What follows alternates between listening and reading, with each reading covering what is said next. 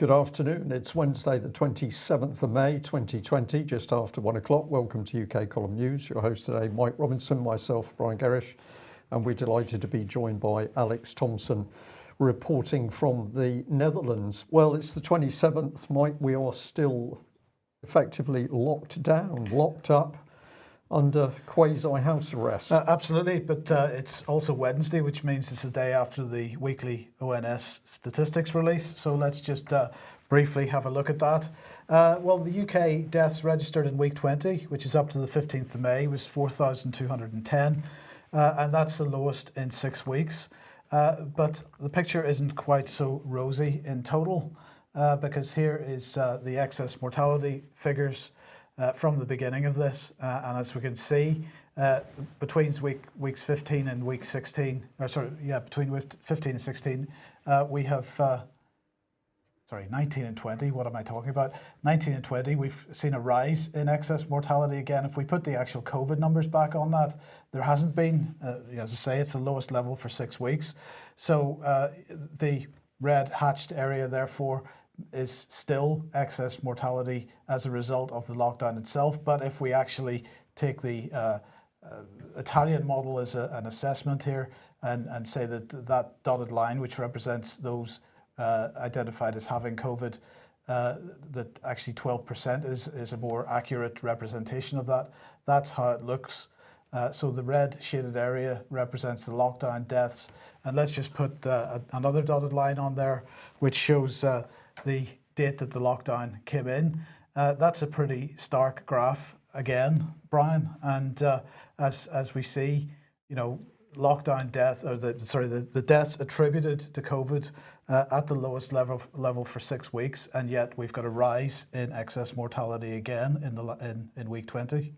Yeah, and the mainstream media might just pushing out that huge peak as all COVID-19 deaths. So the fear factor is being rammed home. There's no analysis by the BBC or the rest of UK mainstream media and press as to the real impact of coronavirus. But we know many medical people are saying actually this virus is a normal winter virus, but we are not seeing any of this reported. It's fear, and more fear. Well, indeed, and another question that more and more people beginning to ask, and if we can welcome Alex to the programme now.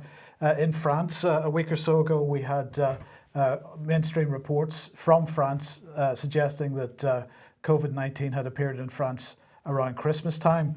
But here we've got the Italian press saying, in fact, as far back as October.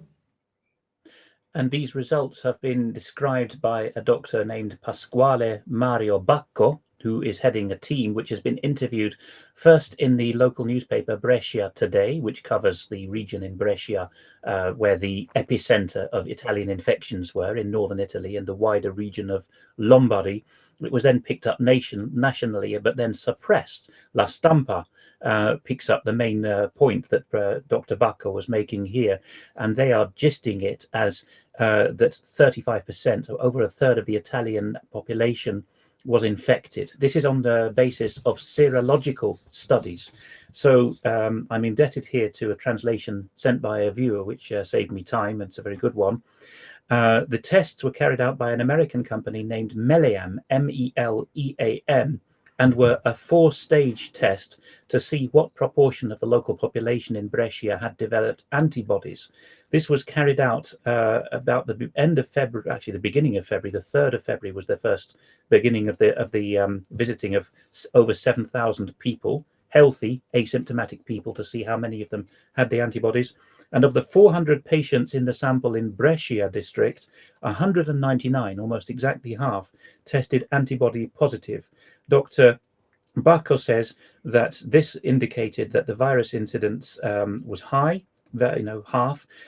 He reported this to the Istituto Superiore della Sanità, the chief health organization in Italy, and to the Italian Ministry of Health. And he's saying, here are our numbers, here is our serological test.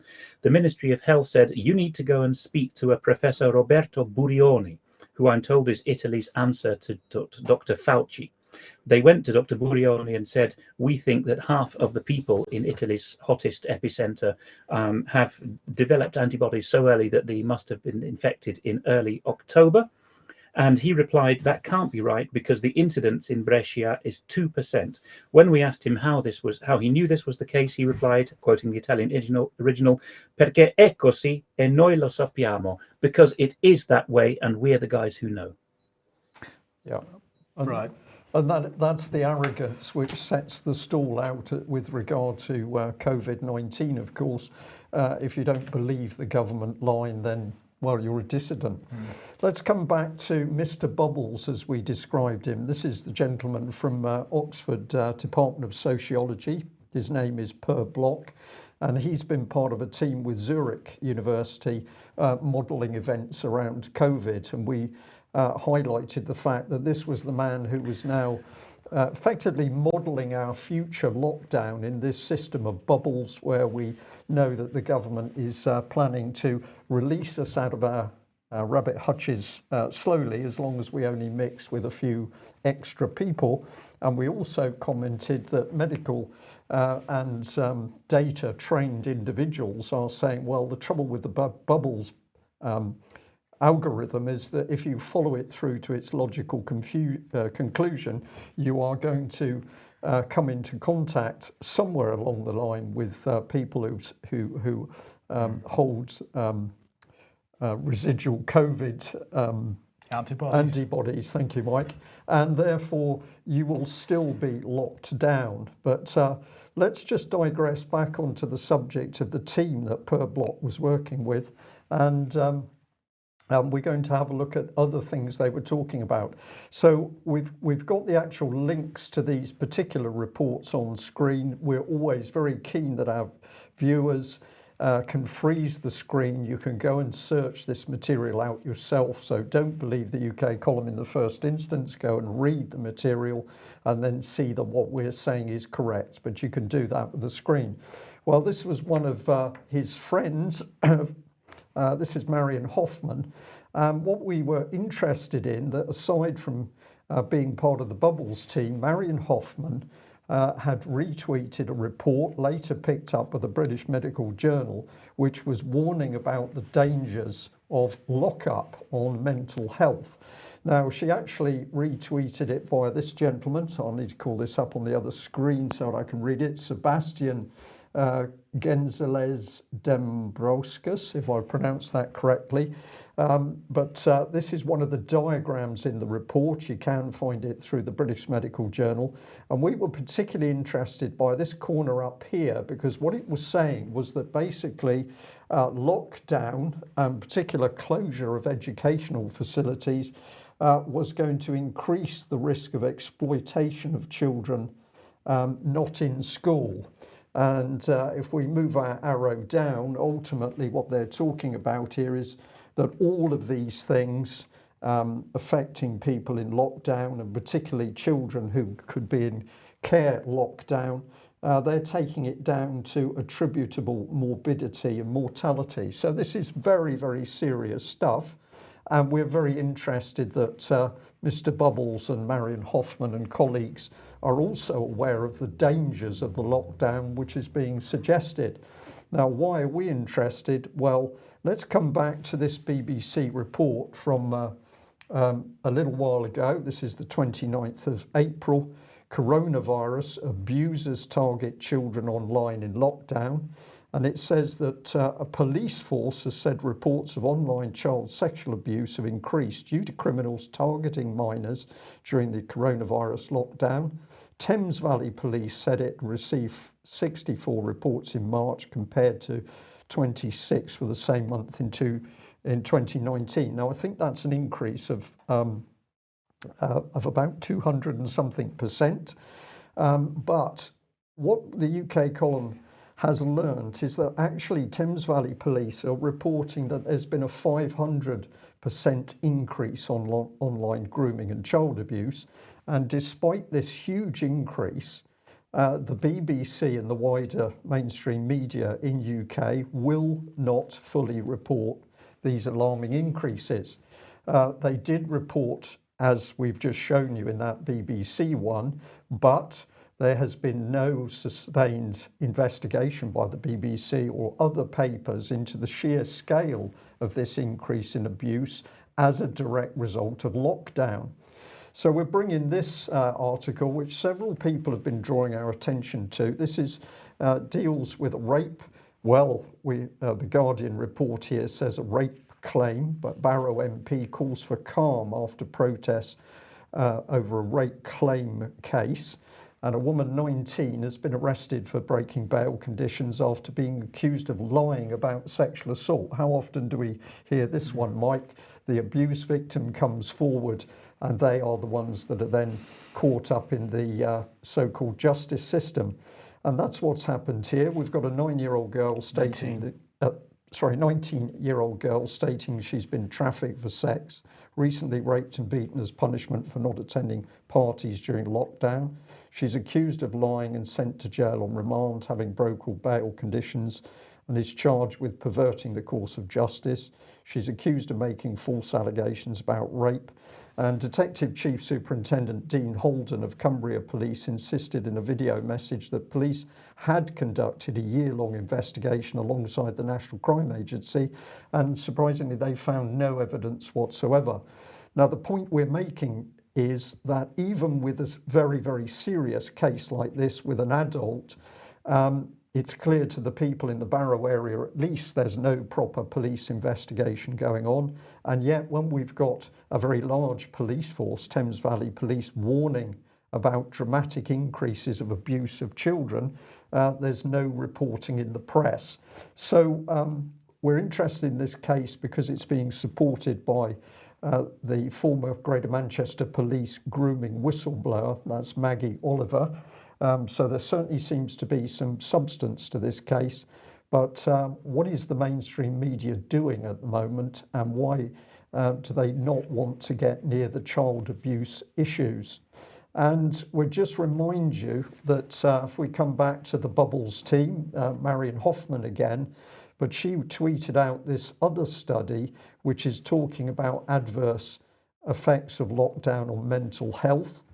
This was a study with regard to students, and it says our new blueprint investigates how students' social integration and mental health, depression, anxiety, loneliness, stress change prior to and during the COVID-19 lockdown.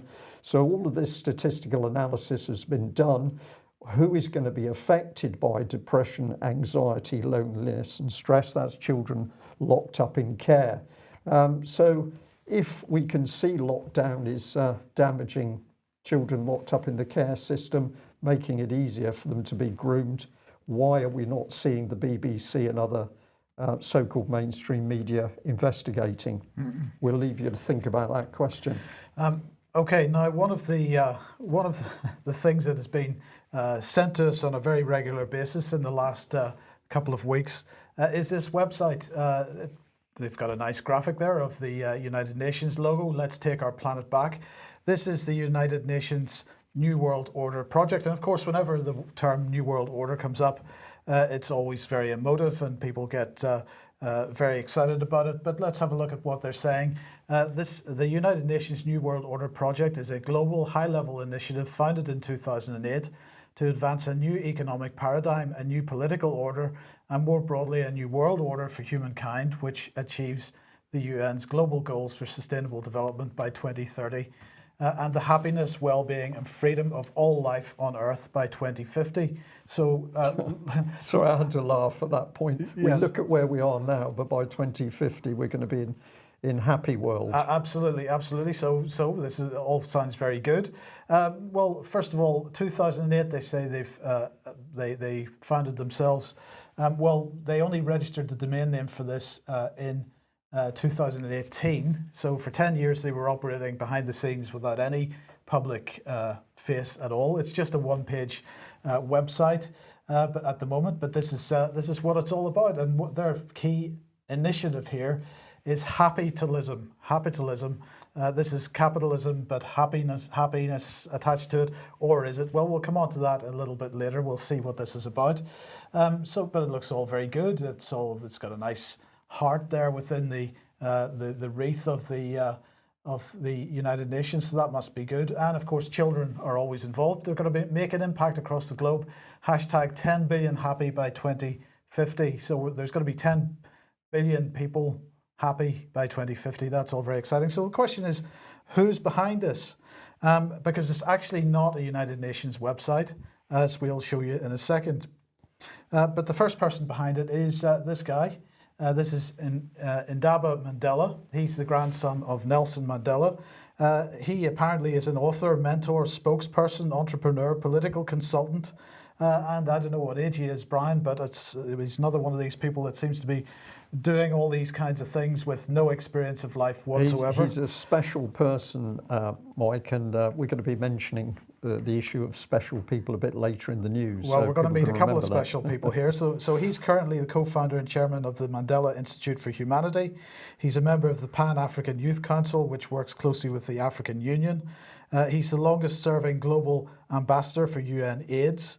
So this is what he had to say. The 10 steps to global happiness call for action is our call for global unity and togetherness, the most critical ingredients in winning the fight of all humanity against this global outbreak and pandemic of COVID-19 coronavirus.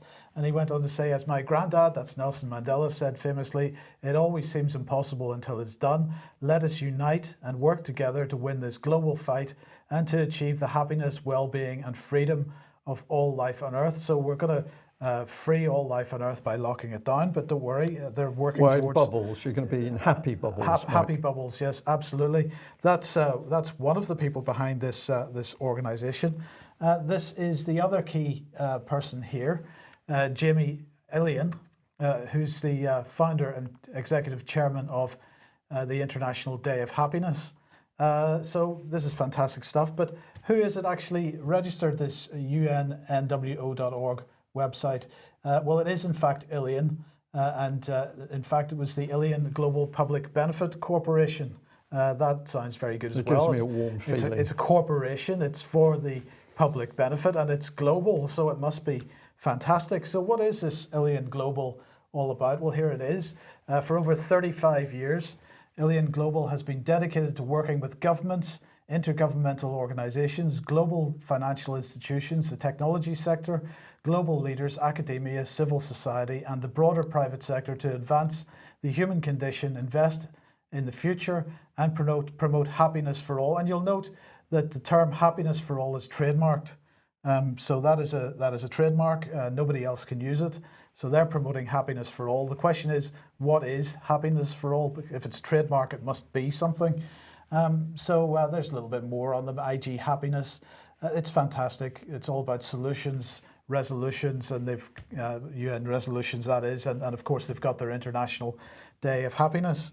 Well, Ilian Global itself was established in 1980 when Anna Bell Ilian established Ilian Adoptions International, Inc., with the mission to bring happiness to orphaned and abandoned children through finding them permanent, loving families. And I'm not suggesting that there's any involvement in wrongdoing here, but you know, when we see these types of organizations, very at big, this powerful level, big, powerful organizations, at this level, you know, there are people out there suggesting that there's global child trafficking going on. I'm not saying that this organization is involved in that, but there is plenty of evidence that that type of thing is going on. And we've got to go back to Rolly Post, for example, who was looking at the European Union's involvement with the trafficking of children from Romania, absolutely. But let's come back to Jamie Ilian himself, and his story is quite amazing. Abandoned as an infant on the streets of Calcutta, India, Jamie Ilian was taken to Mother Teresa's International Mission of Hope orphanage. There, by chance, someone knew of a woman in the United States desperately wanting to adopt a child. My adopted mother got a call on her 45th birthday saying, "We have a baby for you," he says. Annabelle Ilian not only adopted Jamie, but after experiencing the challenges of the process firsthand, also founded Ilian Adoptions International, a non-profit that has helped thousands of American parents navigate the international adoption process. So let's find out a little bit more about what happened to him since he was adopted from the streets of Calcutta. He became United Nations representative for Economists for Peace and Security. So that includes people like Joe Stiglitz.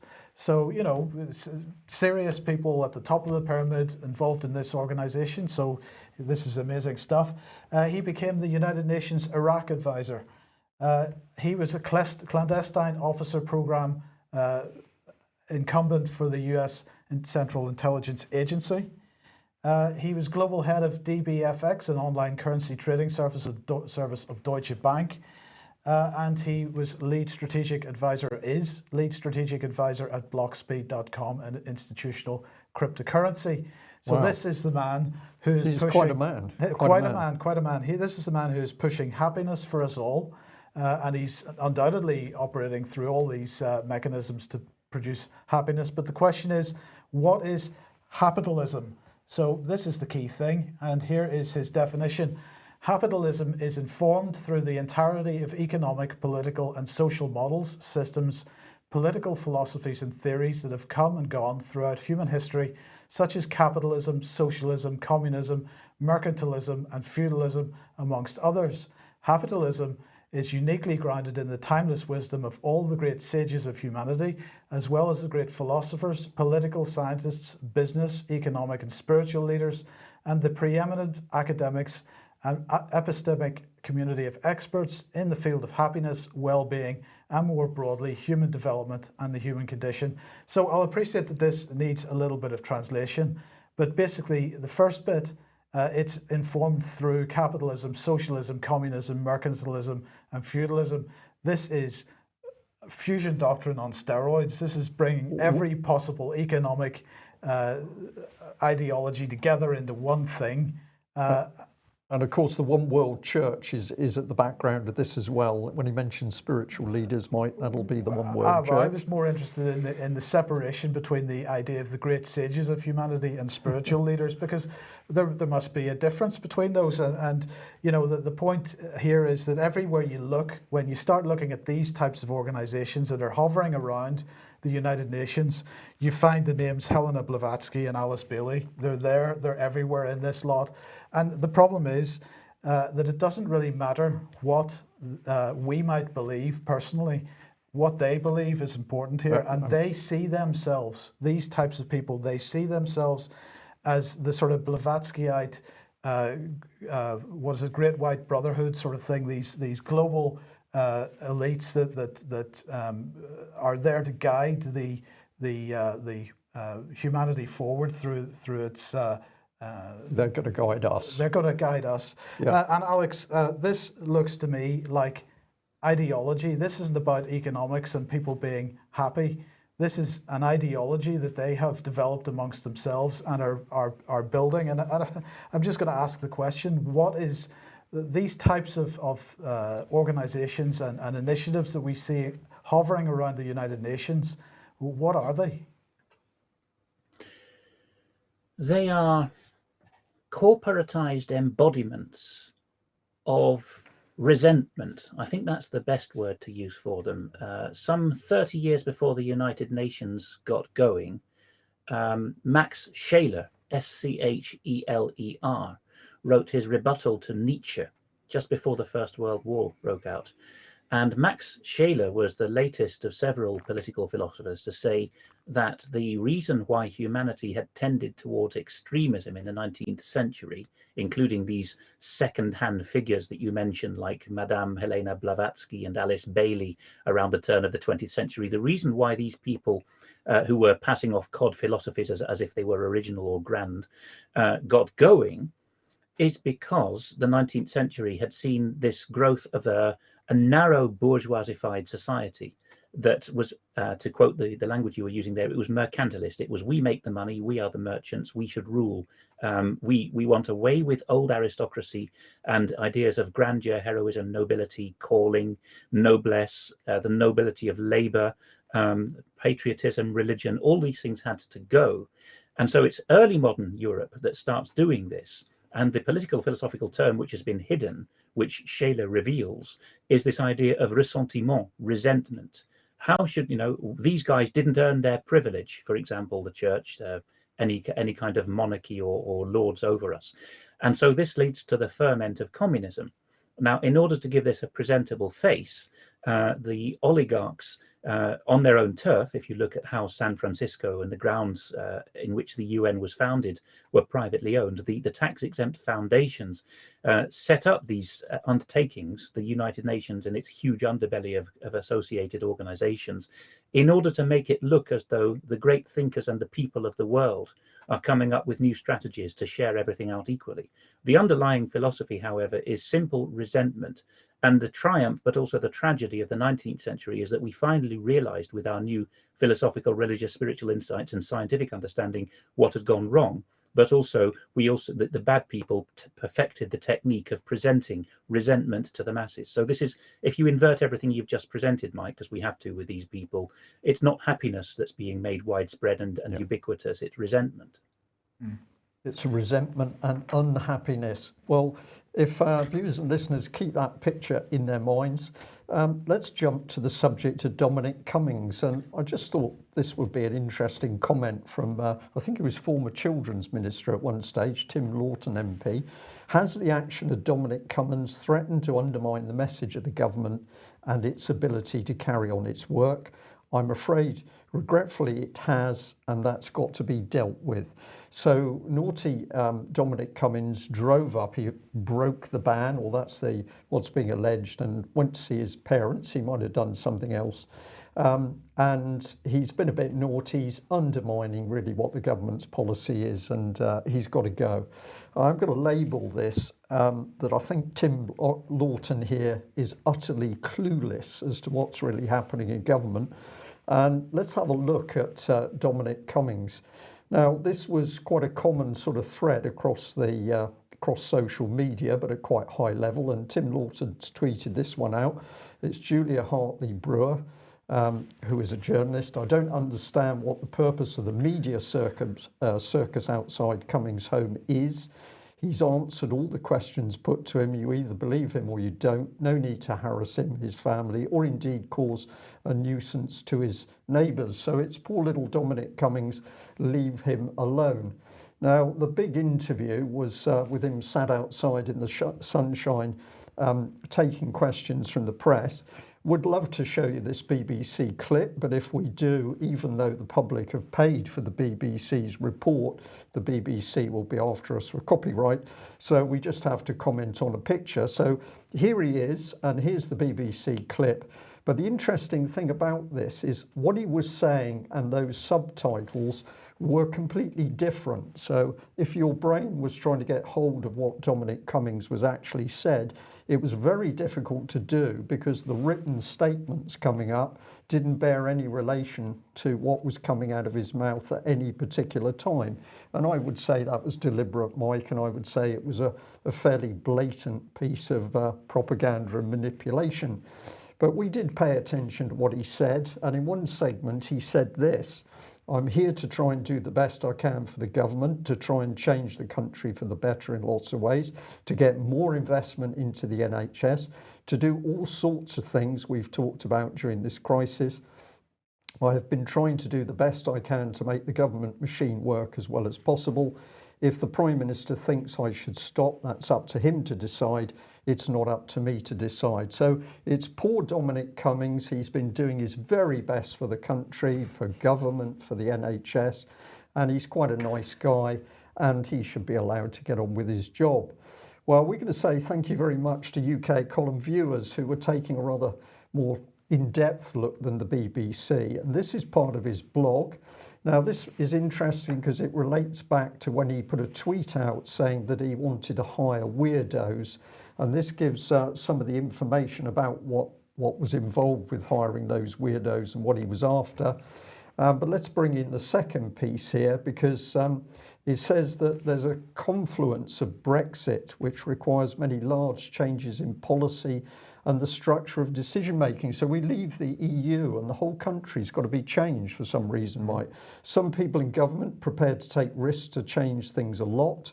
A new government with a significant majority and little need to worry about short-term unpopularity while trying to make rapid progress with long-term problems. These are all generalities, vagaries, but clearly we're talking about the repurposing of government. And if we upset a few people, he says we shouldn't worry about it. But he says there's a huge amount of low-hanging fruit, trillion-dollar bills lying on the street in the intersection of the selection, education and training of people for high performance. There's your high performance Is that people. common purpose? It's very common purpose language. The frontiers of the science of prediction, data, science, AI, communication, decision-making institutions. So this man is very much a wizard at the heart of government. And this is one paper that a particular lady picked up. We'll come back onto this in a minute, but it's talking about ARPA and Park-style science research. If you could just give us 30 seconds on that aspect. Well, he's just talking about the early days of the internet. Park came out of Xerox. It developed the initial network switching that helped build the internet. So he's talking about building something along that model.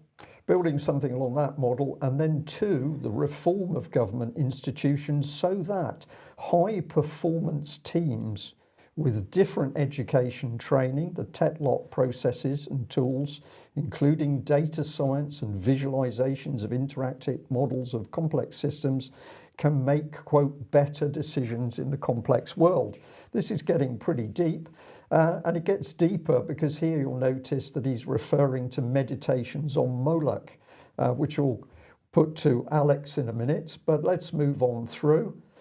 There's the Moloch poem, and it's got a lot of theory about the fact that we're in such a state because effectively we're in a Moloch world, but he doesn't leave much room for God in there, which I just noticed. But let's come back on to a bit more of what he says, putting it on screen so that you can see it for yourself. And I highlighted a bit here, the ARPA Park history shows that a combination of vision, a modest amount of funding with a fallacious context and process can almost magically give rise to new technologies that not only amplify civilization, but also produce tremendous wealth for the society. Isn't it time to do this again by reason, even with, quote, no Cold War to use as an excuse? Now, this is a quote by a Park researcher, but I think this is pretty deep stuff, and we're back on saving the world, amplifying civilization, but oh dear, there's no Cold War to hang it off. Yeah, I'm not sure that it was a generally producing a tremendous wealth for society, tremendous wealth for a few key people like Bill Gates and some other big names. Well, let's add the next bit here. Another quote is, "I have to live in the same cage with these monkeys," a professor replied to a plea for help in a bureaucratic war. And this, I think, is getting us into the mindset. So we'll contrast it with what we showed a few minutes ago, the selection, education and training of people for high performance. This is your future leaders, but you're working with monkeys at the moment. And what I sense in reading this man's material is some really unpleasant undertones. It's the key performance people versus the Untermenschen. Alex, Cummings, an innocent individual who was just doing the right thing to see his parents up country, maybe, but when I look at the material he's talking about, this man is into the darkest of political dark arts. Well, of course, there's always the get out clause for people who blog or make offhand comments about Moloch or other such aspects. By the way, Moloch, of course, is the god of the surrounding nations around Israel in the Old Testament, who demands the sacrifice of children in the old days through fire, but in the Carthaginian model, where he's sometimes worshipped as Kronos or Saturn, that comes into Roman Greece and ultimately takes the form of just abandoning children, and it's been often compared with abortion in the modern world, a kind of toll of one's children for the privilege of continuing to live in the fiefdom.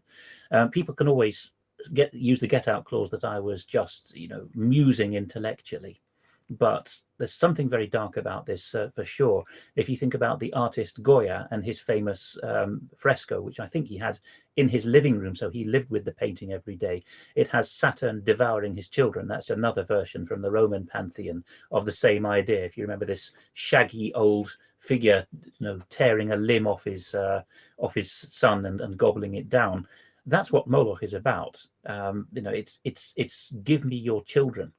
What is going on with Cummings, especially with this deliberately shabby appearance, almost a put on, an act, which we see, I'm sorry to mention this in the same sentence as Cummings, but I have to, we see also with the deceitful abusers. I'm not suggesting anything untoward on Mr. Cummings' part, but I'm making the visual comparison. They have in common with him that they deliberately put on shabby clothes and shuffle around when in fact they're high IQ and prefer to be very clean and spotless behind closed doors. What's going on here? It's a kind of exaltation of the mind, separating the mind from the feelings, so dividing the personality up. And there isn't time to go into great detail, but it is a radically different way of ruling Britain and the world through the civil service than that favoured by Mark Sedwill and his ilk, which is probably why there is a great turf war between them now. Sedwill basically follows Aristotelian thinking more, and Cummings follows Platonic, but the end point is still the domination of the pyramid by a very few. Okay, well, speaking of dark subjects, Alex, the Tavistock Institute here pushing an article, Corona Times Notes, The Virus of Horror.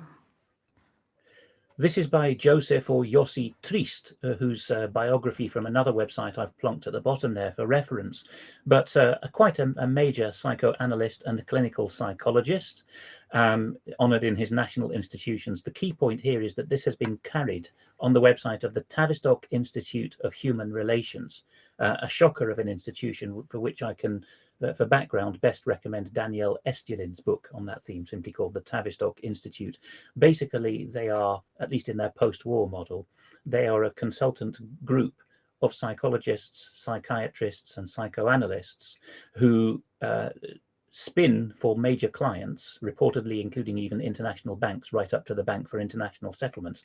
They work out how to spin certain narratives, to embed or tweak narratives that are in our subconscious in order to oblige compliance or adherence or convergence are the words that are often used these days.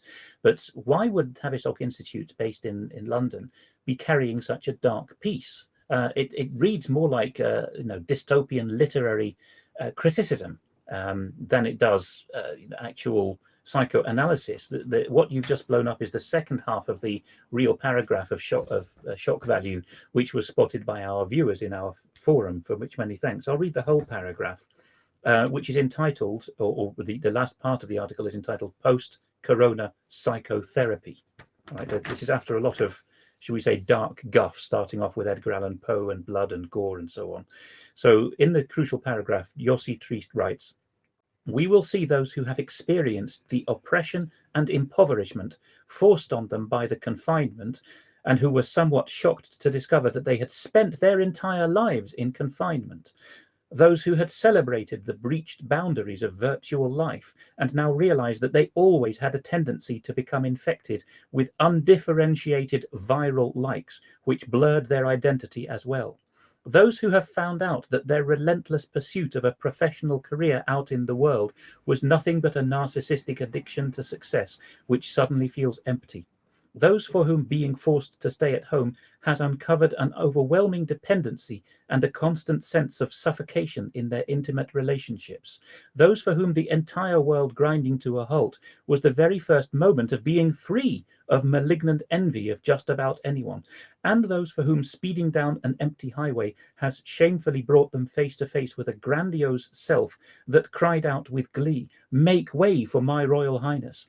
And those who realized that the mask they put on their face had always been there, naturally, when it fell off, and were shocked to see themselves looking for real and imaginary ways to arm themselves, due to a deep and archaic anxiety fantasy by which, when the world runs out of food, they will have to protect their families from cannibal manhunters, until, with a slight delay and to their unmitigated horror, they realize that they do not necessarily envision themselves on the side of the hunted." What the blazes has this got to do with public health measures? Even allowing for the fact that this is a psychoanalyst, what on earth is this gentleman in Israel doing, using the bully pulpit of a London-based, worldwide operating psycho-narrative consultancy in order to talk about how the plebs are going to be reframed and how their horror is going to come to the surface and how they're going to be devoured or possibly even hunt others? it seems to be a slightly more extreme version of what Spy B was doing, Brian, really. Well, Spy B is a subset of that whole model, which is very dark and serious. It's arrogance I pick up with these things. It's almost like the individuals, excuse me, who are involved with this sort of thing are now boasting. There's more and more of it coming into public view.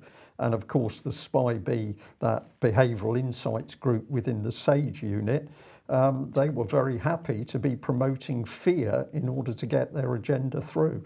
It's very sinister stuff. People need to get the lid off it, be pointing fingers at it, and that'll be the start to getting it stopped.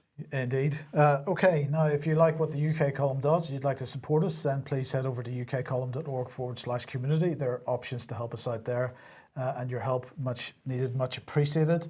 A reminder that David Noakes still in Exeter prison. If you'd like to write to him, his prison number is A7081DY, and it's HMP Exeter, 30 New North Road, Exeter, EX4 4EX. Where does that take us? Alex, this takes us to Karlsruhe. Now, you were covering this, you introduced this subject on, I think it was 2 weeks ago, 13th of May. This is a German constitutional court case going on at the moment.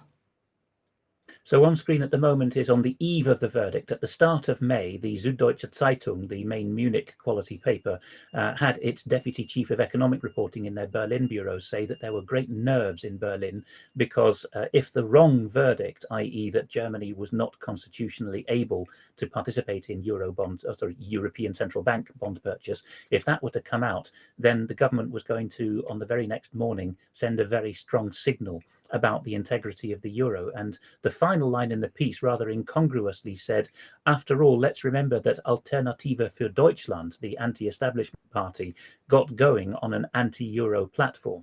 It's almost as if, you know, the squashing of a small party in Germany is the key consideration here, rather than the prosperity and stability of markets and savings. So then we move on to what's happened immediately after this verdict.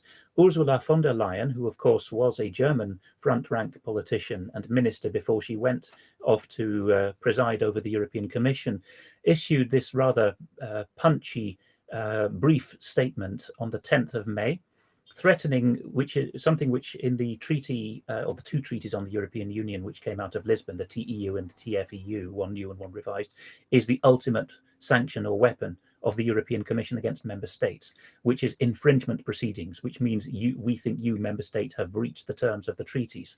In this, so she's saying halfway down that the last word on EU law is always spoken in Luxembourg, nowhere else. And non-Germans might miss what she's saying there. She is almost baring her teeth back across the Rhine at her own German political class, which is quite wedded to the idea of the rule of law through the constitutional court in Germany, and saying, no, this is EU law. The EU has from the outset, particularly since the 1960s judgments, the famous ones like von Renden-Loos and Costa-Enel, maintained that it has its own legal order and that only the European Union's own Court of Justice is qualified to judge what is lawful. So, you know, she regarded as an upstart measure by the German Constitutional Court to say, no, without any kind of proportion of your involvement being evident, German government, it is not lawful for you to participate in this because you're putting German savers and the entire tax-paying system on the hook for unknown debts. Here is the trade paper in Germany, Handelsblatt, responding to the piece, and this is actually just from yesterday. This is quite an eye-opener too. They have got insiders saying that the famously opaque ECB, which the main complaint against which is that it never has responsibility and accountability to anyone because it's got basically diplomatic immunity, the ECB is now letting it be known through these controlled leaks that it itself, or possibly the non-German central banks within the Eurozone member states, are preparing to buy out Germany's share in this purchase scheme, which has been going on since 2015. That's the European version of quantitative easing. And if things get to if a push comes to shove, the ECB is letting the Handelsblatt know that it might even sue the German National Bank, the Bundesbank, to oblige it to participate in bond purchasing. I don't know whether, Mike, there's any kind of financial precedent to that. Perhaps you'd like to comment in a moment, but I'll just cover the last slide on this section, which is the Dutch reaction. Here's just one example from the Dutch equivalent of The Guardian, De Volkskrant, which usually is quite sort of pro-EU and smug in such matters, but they're giving space here to a columnist to say that all that's happened here is the Germans have reiterated their old understanding that there is no such thing as free money. And he's saying, what's taking us in the Netherlands so long to work that out? Well, some retired frontbenchers in Dutch politics are starting to say we have to get rid of the euro now, which is something that Joe Stiglitz, as you mentioned, was already saying in 2016. Even the mainstream Keynesian economists were starting to say this. Other Dutch commentators have said things like the EU is toast. We're looking for Euro Armageddon. It's a very, very serious situation now. Well, indeed, and that seems to be. I mean, I'm not entirely certain what's going on with the EU at the moment. That there's obviously this argument over whether there should be continuing bond purchases at an EU level in the German Constitutional Court. But Alex, just on a general point. There's supposed to be a negotiation going on with the UK at the moment about our future relationship. That doesn't seem to be happening to any great degree. But the other thing that we should note is that with respect to COVID-19, there was no EU response. The response to COVID-19 was managed at a national level. And this is something that still kind of surprises me. And I'm asking the question to you, but this is a general sort of rhetorical question. What is going on with the EU at the moment? Is it actually going to be in existence in 12 or 24 months' time? Because it seems that they aren't making any progress on some of their key goals at the moment. And in fact, they seem to be drawing back from them.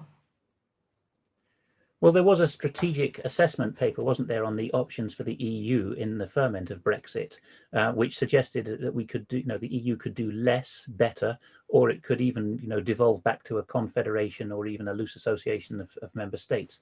I think these things are on the cards. The key consideration from the EU's legalistic point of view within the EU lawyer bubble is that they would point to these two treaties which now have the initials TEU and TFEU. That's the latest in a series of rehashings of the same founding treaty, basically.